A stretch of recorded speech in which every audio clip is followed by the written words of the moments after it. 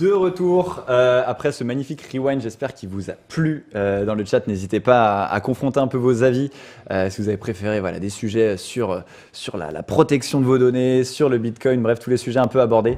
J'ai l'honneur maintenant de pouvoir démarrer cette nouvelle rubrique. C'est une interview avec monsieur Mathieu Nebra. Mathieu, comment ça va ? Ça va très bien, merci. Alors les gens ont pu un peu te découvrir tout à l'heure avec la table. Là, l'idée, c'est vraiment qu'on prenne un peu plus le temps, je pense, de rentrer dans les détails de ta carrière d'entrepreneur, mais également qu'on voit comment est-ce que le produit, finalement, chez Open Classroom, comment ça se passe, quel rapport toi tu as avec le produit. C'est vrai que tu as démarré, toi, par le développement, par une carrière un peu plus technique. Maintenant, tu es à l'after produit pour parler produit avec des gens du produit. Donc voilà, on va un peu aborder ces différents sujets-là. Peut-être pour démarrer en une minute, est-ce que tu peux, pour ceux qui ne te connaissent pas, est-ce que tu peux expliquer un petit peu qui tu es, d'où tu viens, extrêmement Oui, rapidement. bien sûr. Donc, je m'appelle Mathieu Nebra, je suis le cofondateur d'Open Classrooms. Open Classrooms, c'est le nouveau nom du site du zéro que j'ai lancé en 1999 sur un coup de tête, sur une frustration. J'étais jeune, j'avais 13 ans, je voulais apprendre à créer des sites et je trouvais pas de livres en librairie pour débutants. Ils étaient tous pour des professionnels et donc j'ai décidé d'apprendre quand même avec un de ces livres pour les pros et de le réécrire de la façon dont j'aurais aimé l'apprendre. Donc je suis devenu un petit peu schizophrène. Je me suis dit Mathieu, voilà ce qu'il faut que tu saches et ensuite là voilà ce qui va se passer, etc. Et je l'ai écrit dans un cours en ligne, cours de HTML, qui est d'ailleurs toujours en ligne aujourd'hui sur Open Classrooms, qui a été mis à jour et qui est très suivi. Ouais. C'est un des plus suivis. Mais j'ai écrit plein d'autres cours en ligne et j'ai eu la chance finalement de découvrir très tôt que j'aimais beaucoup la pédagogie, l'écriture et la création informatique. Okay. Clairement, je suis pas né pour dire je veux faire du produit ou même je veux créer une boîte. C'est juste ça m'est tombé dessus par itération successive. Ok, donc c'est finalement ta passion un peu qui, toi, t'a drivé vers la création du site de zéro. C'est intéressant d'ailleurs, ce business model finalement au début 100% gratuit, comme tu dis, ça démarrait de ton envie de faire partager de cette frustration que tu avais. Pour rentrer assez vite, même dans le vif du sujet, tu as basculé du site du zéro à Open Classroom. Comment ça s'est passé, cette bascule-là ? T'es passé d'un entrepreneur sans trop le savoir, finalement, tu avais monté une boîte à titre quasi gratuit, ou en tout cas qui ne faisait pas rentrer d'argent, à une boîte plus orientée avec une logique mercantiliste derrière, avec un business model. Comment ça se passe ce shift ? Comment tu l'as vécu, toi ? C'est très progressif. C'est beaucoup moins. Je vais citer des dates évidemment clés, mais ça s'est passé de façon beaucoup plus progressive que ce qu'on peut le croire. C'est pas sur un coup de tête. C'était un projet personnel de 1999 à 2007. Okay. Donc il n'y avait pas d'entreprise, il n'y avait pas d'association, il n'y avait rien. Il n'y avait absolument rien, j'étais juste étudiant et c'était en parallèle de mes études, je faisais ça en mode soirée et week-end et c'était utile, mais c'était mon hobby et mes parents ne savaient pas forcément ce que c'était ou ce que je faisais, ils voyaient juste que j'étais un peu trop sur l'ordi, ça c'est clair, mais c'est tout ce qu'ils voyaient. Et voilà, je me posais pas de questions en fait, je faisais un truc parce que ça me paraissait utile, parce que ça me paraissait répondre à un problème. Petit à petit, il y a une communauté qui s'est montée, plein de gens qui ont voulu commencer à prendre la parole, qui ont voulu commencer à écrire des cours un peu comme je le faisais. Et donc ça a grossi au point où ça devenait tellement gros que ça m'occupait plus que le soir et week-end. Ça m'occupait aussi la journée. Je me souviens en 2006, j'étais en stage et j'ai passé plus de 50% du temps de mon stage à m'occuper de mon site et pas du stage pour lequel j'avais été embauché. Et c'est là qu'il y a eu un moment de réalisation. Je me suis dit, maintenant j'en ai marre de faire ça à moitié, je veux faire all-in. Soit j'arrête et je trouve un job en CDI comme tout le monde et c'est très bien et c'est rassurant d'ailleurs. Soit je crée une boîte, mais je fais ça à temps complet. C'est ça la décision. Et je me suis retrouvé en 2007 à créer la boîte donc avec Pierre Dubuc qui est devenu mon associé et qui est aujourd'hui CEO de la boîte. Et la boîte a évolué, elle s'appelait pas Open Classroom, c'est toujours le site du zéro. Et quelques années après, on s'est rendu compte, pour l'internationalisation, parce qu'on devenait une école et qu'on voulait mettre des diplômes, on pouvait plus s'appeler site du zéro, alors qu'on aimait beaucoup ce nom-là. Donc voilà, on a changé pour Open Classroom. C'est pareil, dans Open Classroom, il y a eu plusieurs étapes. Et question qui me vient, site du zéro, ça vient de... Une réflexion intense de 60 secondes quand j'avais 13 ans, où je me suis dit, il faut que je trouve un nom à ce putain de site. Le site perso de Mathieu Nebra, c'est un peu nul. Je vais appeler... qu'est-ce que j'ai voulu ? Je vais faire un truc pour débutants. Il faut 0 compétences au départ. C'est vraiment pour les débutants. Donc, site du zéro. Excellent. Je me suis dit, en 60 secondes, c'est vraiment un nom de merde. Il faudra absolument que je pense à le changer. Résultat des courses, le site a grossi et c'est devenu connu et même il y a eu de l'affection pour ce nom-là. J'en ai toujours. Il a fallu s'en départir, mais voilà, c'est fou comme un nom peut rester alors qu'il a été décidé, mais vraiment je me souviens comme ça sur un coin de table. Et puis ça parle à des centaines de milliers de personnes, je me envie de dire des millions de personnes. Je pense que tu as donné une vocation de développeur à beaucoup de personnes. Maintenant, Open Classroom en chiffres, ça donne quoi à peu près ? Alors, si on fait une capture maintenant, on doit être Ouais. 360-70 salariés. Ouais. On a un peu plus de 2 millions, entre 2 et 3 millions selon comment tu regardes, de personnes qui viennent chaque mois se former sur les cours gratuits. D'accord. On a plus de 10 000 étudiants sur des parcours payants. On a parmi eux des gens qui sont en entreprise, des gens qui sont en reconversion, beaucoup de demandeurs d'emploi. Ok. On est en croissance de chiffre d'affaires de plus de 169% chaque année. Ok. Donc on fait plus que doubler chaque année de chiffre d'affaires, c'est presque triplé. Et avec le Covid, tu l'as senti aussi? Ça l'a encore accéléré. Ok, d'accord. Le Covid a accéléré On les va en choses. reparler, ouais. Voilà. Et effectivement, on a fait des levées de fonds successives, on en a fait 3-4. Au total, un peu plus de 170 millions de dollars de levée de fonds. Félicitations. Ça fait Voilà. des beaux- La dernière était avec Mark Zuckerberg. Ça, c'est la classe. Voilà. C'est pas mal. C'est plutôt sympa. Tu l'as rencontré? Non. Non. Et ouais, question que je voulais te demander, c'est s'il y avait, donc parmi ces chiffres-là qui font assez rêver, s'il y en avait un, ou en tout cas, est-ce qu'il y en a un sur lequel tu travailles, un qui te frustre, où tu te dis j'ai envie d'aller plus loin, j'ai envie de l'augmenter, j'ai envie d'aller conquérir peut-être plus de nouveaux pays? Un sujet, Ouais, j'en ai plein. ok. J'ai une liste comme ça, je la tiens à jour. Faut prioriser. Et ouais, elle est priorisée, mais elle est toujours extrêmement frustrante. Il y a des Ouais. trucs, ça fait 4-5 ans que ça traîne, Ok. et je les ferai peut-être jamais, mais c'est la vie. Un sujet, ouais, en ce moment, le sujet qui Tient à m'occupe cœur. le plus, qui me tient à cœur, Ouais. c'est la transparence dans les résultats des étudiants. C'est-à-dire quel pourcentage réussit son diplôme et quel pourcentage réussit à trouver un travail en CDI ou à son compte, mais qui gagne de l'argent. Ok. J'aimerais récupérer ces données-là et les diffuser de façon transparente. C'est un peu ma lubie en ce moment. Les écoles le font pas, ou celles Ouais. qui le font ont tendance en général à le faire de façon en calculant la façon qui les arrange le plus. Et j'aimerais participer à la création d'un standard en fait des écoles pour calculer ce genre de métriques, D'accord. de taux de réussite, de taux de, etc., de taux de, notamment de retour à l'emploi. Ouais. Et je trouve que c'est un des vrais sujets sur lesquels les écoles devraient être jugées. Ok, on parlait un petit peu tout à l'heure avec Chloé Hermary notamment, qui a parlé d'empowerment tout à l'heure lors de la conversation. Ça me fait un peu penser à ça, ce que tu dis, c'est donner en fait aux gens la capacité à ensuite être embauchés, à se rendre compte en fait qu'ils sont compétents, etc. C'est En ça un fait, peu j'ai mis des années à le comprendre, mais le Ouais. sujet d'Open Classroom, c'est l'empowerment.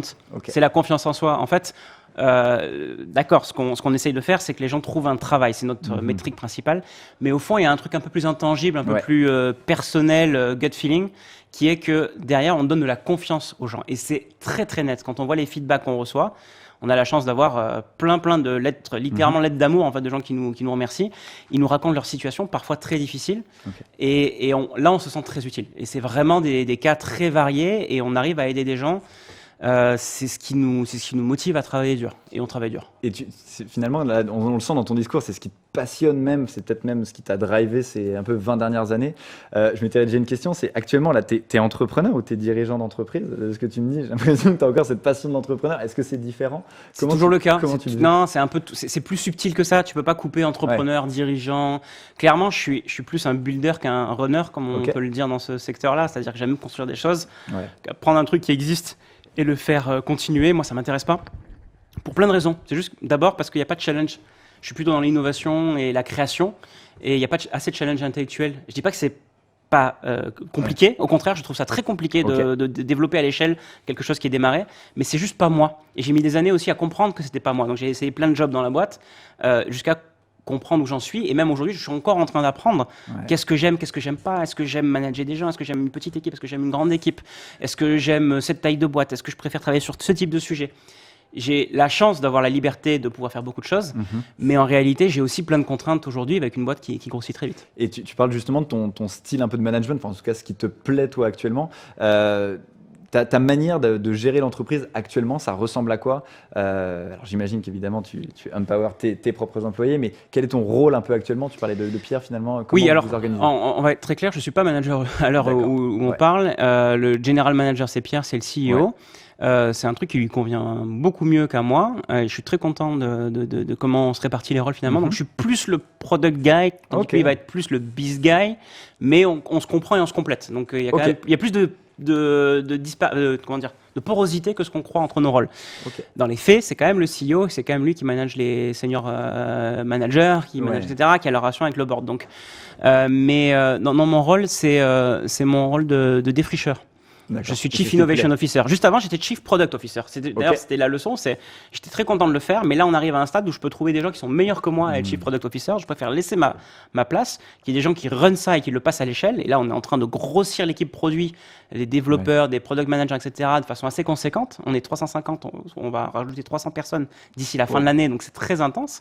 Et ça, c'est un truc qui est très bien. Il y a des gens qui sont meilleurs que ça à moi, qui s'épanouissent plus là-dedans. Moi, je m'épanouis plus dans ce qui est dans le futur. Donc, j'anticipe. Par exemple, là, ce que je évoquais tout à l'heure, faire évoluer un petit peu le secteur de l'éducation pour qu'il soit orienté, ce que j'appelle outcome étudiant, c'est-à-dire qu'est-ce qu'ils deviennent. C'est un challenge à la frontière du produit, de la communication. Voilà. Il y a énormément de choses à mettre en œuvre là-dessus et je suis très drivé par ces choses. C'est vraiment un truc qui m'excite. C'est super intéressant ce que tu dis. Tu as parlé du coup de ton associé, de cette manière dont vous vous complétez.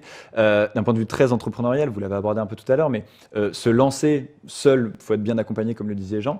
Si on se lance à plusieurs, il faut voir comment est-ce qu'on se complète. Toi, ton conseil, ou en tout cas ta manière de voir la construction le fait de choisir son associé, quel est le conseil toi tu pourrais donner à des personnes qui cherchent un associé ou qui se demandent s'ils vont entreprendre avec une personne ou bien une autre? Est-ce que tu penses qu'il faut qu'on se complète, qu'on soit plutôt similaire? Est-ce que tu penses qu'il faut des compétences absolument différentes? C'est les soft skills qui sont importantes? La complémentarité est, à mon avis, importante. Parce qu'à un moment donné, tu finis par te marcher sur les pieds. Et donc, il faut bien que quelqu'un prenne un secteur et l'autre prenne plus un secteur. Même s'il peut y avoir un peu de porosité. Donc, la complémentarité est importante. Il faut que ce cofondateur ou ces cofondateurs puissent apporter des choses nouvelles que vous n'avez pas. Mais le problème, c'est qu'il faut que vous soyez capable de reconnaître ce que vous n'avez pas. Et c'est pas toujours évident. Des fois, il y a des gens qui disent j'ai besoin d'un directeur technique, cofondateur, mais des fois, ils ont aussi besoin d'un directeur financier ou d'un fondateur financier et ils ne savent pas à quel point ils n'ont pas les compétences aussi pour gérer une boîte. Le problème quand on apprend, c'est qu'on ne sait pas ce qu'on ne sait pas.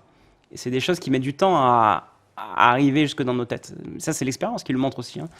Donc, ouais, je conseille la complémentarité. Après, je serais bien en peine de donner à n'importe qui nous écoute un conseil en disant allez là, faites ça et posez cette question et là, vous saurez.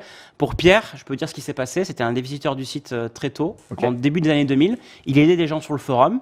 Je trouvais que il était bon et en fait, on a commencé un peu à discuter et il a voulu m'aider à créer une amélioration du site du zéro pour que les gens puissent créer des cours et tout. Et on a commencé à collaborer, mais on n'avait pas du tout l'idée qu'un jour la boîte elle serait ça, qu'elle lèverait des fonds, qu'il serait CEO, que je serais ça, etc. C'est venu naturellement. On ne peut pas tout calculer et tout anticiper à l'avance. Ouais, je vois. Et alors du coup, par rapport à cette complémentarité, donc au début, ça parlait même pas produit. Effectivement, vous avez monté ça tous les deux. Je reviens sur ce que tu disais tout à l'heure sur ton organisation produit qui là est en train d'exploser, enfin en tout cas de grandir énormément. Pour rentrer un peu plus dans le vif du sujet, ça fait combien de temps que tu as une orga produit, en tout cas que tu en as conscience d'avoir créé le poste? Tu dis que tu avais le poste de CPO. Est-ce que c'est toi qui t'es mis cette casquette-là ou est-ce que c'était quelqu'un qui était PM et qui... Comment ça s'est passé? Non, on a Fanny, la VP Product. Je pense qu'à partir du jour où elle est arrivée, il y a eu aussi cet élément-là qui fait qu'on a commencé à se présenter plus comme une boîte produit, plus clairement, avec des logiques et des réflexions produits qu'on n'avait pas en interne au départ. Donc, il y a eu ces éléments-là. Et on a commencé à avoir des product managers, tu vois. Avant, on avait des développeurs, un directeur technique, ce que tu commences à faire quand tu as une petite boîte. Et après, tu commences à penser produit. Penser produit, c'est aussi qu'est-ce que je fais, dans quel ordre et pourquoi, et je mesure après l'avoir fait si j'ai atteint les objectifs et sinon j'itère. Et ce travail-là qui est au départ partagé entre les développeurs et le directeur technique s'il existe, progressivement, tu n'as pas le temps en fait, de laisser les développeurs faire tout ça, et donc il faut qu'il y ait des gens dédiés à ça. Donc ça, je veux pas dire de bêtises, mais ça fait l'ordre de grandeur peut-être 3-4 ans. Ça fait pas 6 ans quoi, qu'on ait une boîte comme ça. Tu as senti cette différence? Parce que c'est vrai qu'on parle vision produit, on parle, c'est des mots un peu plus nouveaux, disons, dans le paysage, en tout cas français. Oui, ça fait, voilà. Clairement. Tu as senti, est-ce qu'elle siège au board d'ailleurs, Fanny, du coup? Non, on a plusieurs niveaux de personnes. Et non, les boards, c'est les investisseurs. Donc c'est encore autre chose. Mais on a une Chief Product Officer et on a plein de Product Managers et voilà, il y a toute une logique et toute une structure qui s'est mise en place. Mais encore une fois, qui est en évolution permanente, même à l'heure où je te parle. Ok, d'accord. C'est intéressant parce que justement, tu dis cette structure, donc elle évolue. Donc au board, il y a ces investisseurs-là. ils ont vu arriver ce pôle produit, en tout cas, ils ont... Oui, c'est vrai. Et quelle est la relation entre les investisseurs qui sont là, entre guillemets, pour leur sous, pour parler un peu crûment, et toi qui as cette vision de j'ai besoin d'un responsable produit qui va amener de la valeur à mon utilisateur. En fait, est-ce que ça les rassure? Est-ce qu'ils comprennent parce que là, vous avez levé des fonds, comme tu disais, plusieurs fois. Est-ce que c'est déterminant? Est-ce que tu sens que c'est vraiment important pour les investisseurs de voir qu'il y a une organisation produit, de voir que l'organisation est centrée création de valeur pour l'utilisateur? Comment... Il y a plusieurs moyens d'aller à un objectif. Comme je disais, toutes les boîtes ne sont pas obligées d'être des boîtes produits d'ailleurs. Oui. Mais c'est une stratégie, c'est un moyen. Ce que les investisseurs veulent voir, c'est plus que tu comprends le problème et que tu mets les moyens pour y arriver. Ils ne sont pas en train de dire non, il ne faut pas surtout pas mettre des product managers ou quoi. Ils peuvent te dire, moi, dans les boîtes de mon portfolio où j'ai investi, j'ai vu que ça s'est bien passé avec ça, je peux te mettre en relation avec machin. Mais ils ne vont pas dans le détail. En tout cas, j'estime que les bons investisseurs ne vont pas aller se mettre à côté de toi dans ton bureau, sauf quand vraiment il y a le feu. Mais normalement, ce n'est pas le cas, en fait. Ils te font confiance. Okay. Toi, tu viens avec des problèmes, tu leur poses des questions et tu viens ensuite avec des solutions. Tu montres ta stratégie, mais c'est toi qui décides. Donc, si moi, cofondateur, j'estime qu'il faut faire cette structure produit, t'inquiète que je leur dis, voilà ce que je vais faire, mais je prends conseil, mais je ne demande pas une autorisation de mettre des product managers, sauf s'ils étaient payés hors de prix. Ils me demanderaient là, pourquoi tu fais ça à ce moment-là, quand ça dépasse certains salaires. C'est important justement parce que tous les fonds d'investissement, je pense, ne sont pas pareils. Enfin, toutes les levées de fonds ne sont pas de la même manière. Il y a certains investisseurs, je pense, qui veulent avoir plus la main, tu vois, sur l'orga. Toi, la manière dont tu l'as vu arriver, en fait, cette levée de fonds, comment... En fait, c'est amusant, mais en fait, j'ai pas beaucoup d'expérience variée. Okay. J'ai une expérience, j'ai bossé dans une boîte dans ma vie, à part un stage perdu. J'ai fait Open Classrooms, en fait. Okay. Donc, je peux pas comparer avec d'autres boîtes, et surtout, je peux pas comparer avec d'autres investisseurs. Les investisseurs sont ajoutés, mais on a eu la chance à chaque fois de pouvoir les sélectionner soigneusement. Et donc, je sais pas vraiment à quoi peuvent ressembler d'autres types d'investisseurs, ni s'ils existent vraiment. Okay. J'entends des trucs, mais je ne peux pas en parler sans l'avoir vécu. Moi, je sais que ils nous font confiance. Je sais que quand ça va bien, ils nous font beaucoup confiance, mais ils attendent de la transparence, de la clarté, qu'on les informe dès qu'il y a un problème significatif en amont pour conserver cette confiance, juste pour qu'il y ait un flot de discussion. Voilà, pour info, c'est vraiment c'est fluide. Ça discute. Pour moi, ça discute, c'est fluide, c'est pas directif. Ton board devient directif quand tu es vraiment dans la merde, voire il t'éjecte, si jamais tu n'as plus... alors, du coup, ça, effectivement, ça peut être une finalité que personne ne veut. Mais cette pression-là, toi, tu la ressens pas à date. Et j'ai envie de dire, est-ce que dans les prochaines années, tu parlais de toi anticiper les prochaines années, est-ce que les dernières levées de fonds vont vous amener vers des problématiques que tu n'avais pas anticipées et du coup plus te mettre en risque, peut-être toi personnellement et toute l'entreprise? C'est un travail continu, c'est un processus continu. Okay. L'entreprise Open Classrooms ne fait que se réinventer depuis qu'elle a été créée. Moi-même, j'ai dû apprendre, ce que j'ai coutume de dire, c'est 1 an chez Open Classrooms, pour moi, mais aussi pour les salariés, c'est ce qu'ils me disent, c'est équivalent à 5 ans dans une autre boîte en termes d'apprentissage. C'est ultra intense, c'est ultra condensé. D'accord. Donc, ce qu'il faut, c'est que tu arrives à suivre le rythme. C'est-à-dire que, en fait, c'est la boîte qui évolue, et toi, il faut que tu arrives à suivre derrière. C'est ça en fait qui se passe. Tu crois que c'est toi qui lead la boîte, mais en fait, il y a un truc qui te dépasse et toi, tu dois être à la hauteur. Donc, tu dois apprendre, tu dois te former. Je passe beaucoup de temps chaque année à me former. J'ai pris des cours d'anglais il y a 2 ans assez intensifs. J'ai pris des cours de speech. Je prends en ce moment des cours de transformation des entreprises et data management. Je suis des cours Open Classrooms, évidemment. Je fais du coaching. Je me fais coacher par des coachs aussi d'entrepreneurs. Enfin, j'investis aussi dans mon propre apprentissage, qui est le moyen pour moi d'être, j'ai envie de dire, à la hauteur de ma boîte. D'accord, à la hauteur peut-être des gens également qui la composent, etc. Et donc d'être là pour les gens qui la composent, évidemment, in fine. C'est la conséquence. Et c'est alors justement, toi, cette volonté d'être dans un apprentissage continu, de en permanence se remettre en cause et de marcher un peu par itération, finalement, c'est un peu une logique produit, j'ai envie de dire. Pour revenir sur le rôle de Fanny, donc évidemment, qui est ta CPO, qui est VP Product. On a maintenant une CPO aussi. D'accord. Ce que je dis, c'est qu'en fait, le jour, je pense, où par exemple elle est arrivée, ce qui s'est passé, c'est qu'on a commencé à avoir une conversation plus produit, telle qu'on l'entend aujourd'hui dans les conversations.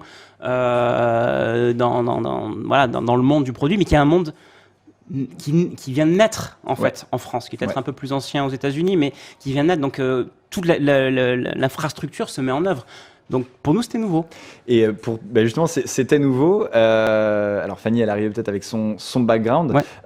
profondément, qu'est-ce que toi, ça t'a apporté, toi en tant que personne, en tant qu'entrepreneur, toi qui avais fondé cette entreprise, est-ce que tu la vois changer? Est-ce que Oui, mais qu'est-ce que ça m'a apporté? Oui, je vois la structure. On a commencé à faire des squads, par exemple. Ok. On a commencé à avoir une approche. Pourquoi on fait ces choses-là, au fait? C'est le premier truc peut-être qu'un Ok. product manager vient te demander, et qui commence à être structuré, qui commence à préparer une roadmap et qui l'a fait d'une certaine façon et qui amène des best practices du secteur aussi, qui sont elles-mêmes en évolution permanente, hein, et qui s'appliquent pas forcément toujours à ta boîte. Mais en tout cas, j'ai vu aussi une partie de best practices que la boîte n'avait pas internalisé parce qu'elle ne les connaissait pas. Elle était toute neuve là-dedans. Ok. Non, c'est archi intéressant. Je reviens sur ce que tu as dit un tout petit peu tout à l'heure. Toi, tu fais pas partie donc, du produit, de ce monde-là. À la base, tu étais développeur. Enfin, Ouais. t'es passé par là. Tu codes encore? C'est une question qu'on m'a posé, qu'on m'a demandé de poser. Pas trop, mais quand j'ai besoin de Mais c'est faire un important pour prototype, toi? je le fais. Ouais. Non, c'est pas. J'aime beaucoup. Le challenge intellectuel me plaît beaucoup. Ok. Mais en fait, j'ai découvert que le challenge intellectuel du produit, j'avais plus de valeur aujourd'hui à travailler des challenges intellectuels du produit que de faire le code, si tu veux. Parce que le code est un moyen d'amener le produit dans une direction.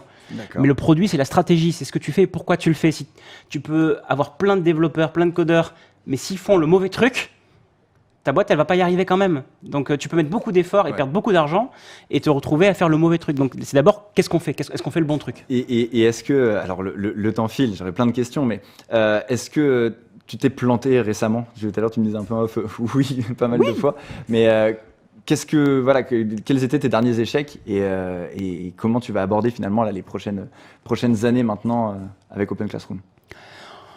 Ce que j'ai tendance à dire, c'est qu'il y a des hauts et des bas, Ouais. et dans la vie de tout le monde, sauf qu'en tant qu'entrepreneur, c'est des montagnes russes.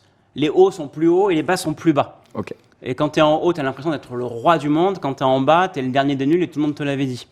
Et en fait, c'est un cycle et c'est, je pense, inévitable.